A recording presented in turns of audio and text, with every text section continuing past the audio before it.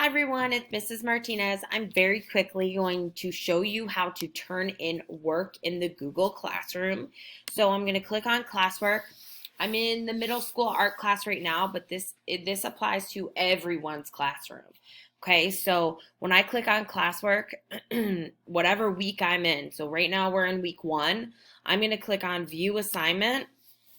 And when I click on view assignment, I'm going to see this box over here on the right hand side. That is my work. So I'm going to click add or create. And when I click that, my assignments are, I'm going to do one of two things. Typically, your assignments will be in Google Drive. So if you've made something on the computer, you can click on Google Drive and you could search for the file and then attach that.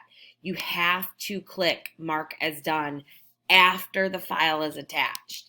Now, if I'm going to bring in a picture, let's say I've taken a picture of my art, I'm going to click on file and then I'll be able to find the file. And once I found the file, I'm going to X out of it right now. But once I found the file, I can attach it and then click mark as done. So as soon as I see the file here, I click mark as done. My work is submitted for the week and I am good to go. If anyone gets stuck submitting work, give me a call or send me a message in our Google Classroom.